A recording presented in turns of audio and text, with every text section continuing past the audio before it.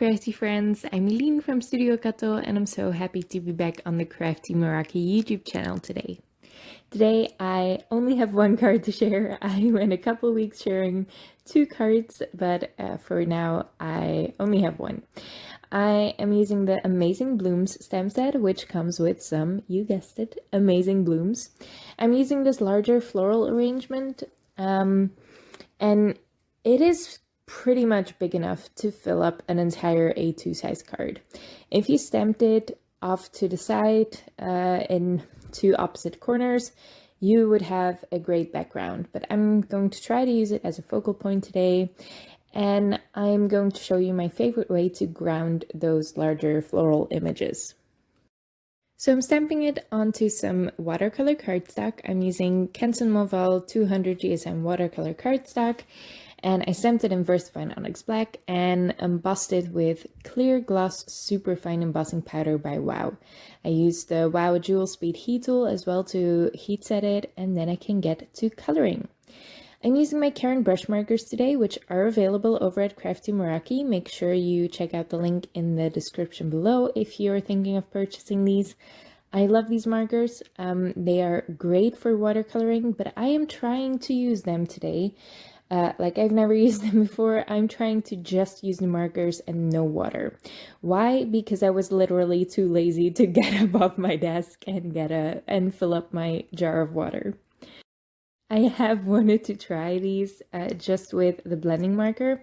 This set comes with 3 blending markers, which is great if you want to do some quick coloring. To have those 3 markers available, that's awesome. So you can just use one for each color family, or yeah, just not blend every color with the same marker, because as you can see, you have to scribble off the blending marker to the side because it picks up some of the color that you blend out with it.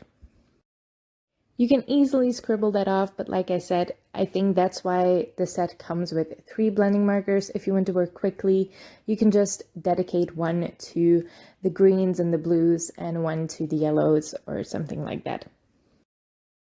You do need to use some good paper for this. I am using watercolor paper because these are watercolor markers.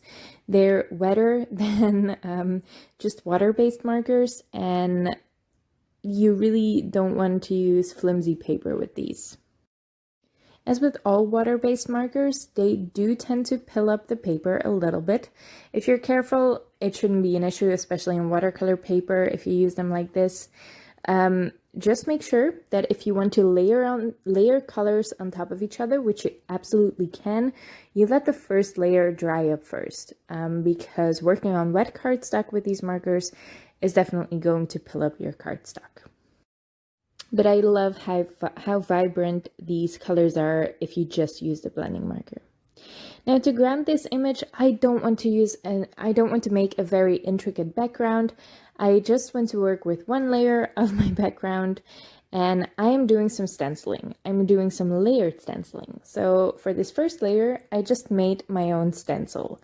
I die cut a piece of glossy cardstock. This is just really cheap pattern paper. I'm using the back side of it, or you can see just the back side of it, which is white. But it's glossy, so it's perfect for blending. If you use acetate, that works perfectly fine too for making your own stencils, but I have a ton of this paper lying around, so I'm just trying to use it up. I am just using some Pinkfresh Studio inks, and they're not blending great, and that is my fault. I am not putting much care into this because I know it's just the first layer. I'm going to blend on top of this. But also, my blending brushes are in dire need of a cleanup. They start to take up too much ink, and then it gets harder to blend with. So I'm going to clean my blending brushes after this video, but yeah, I just layered a stencil on top of this. It's just a hexagon stencil, and I use the same colors of ink that I used to blend the full hexagon there. And I just layered them on really saturated. Then I wanted to draw a frame around this, so I did. I used a black fine liner I drew a dash line and I didn't like, that wasn't full enough of a frame for me. So I just went around that with a ruler and that fine liner again to draw a full line as well. Now with that all framed up, that's basically everything done for this card. All I have to do is put it together. So I put some glue on the back of this panel. This is watercolor cardstock still, because I like my whites to match. And because I die cut that Amazing Blooms, there's a little bit of white around it. And I wanted that white to be the same white as my background cardstock. So just glued that onto a top folding white note card, and then I can add some foam adhesive to the back of my Amazing Blooms image, and I can adhere that smack dab in the middle.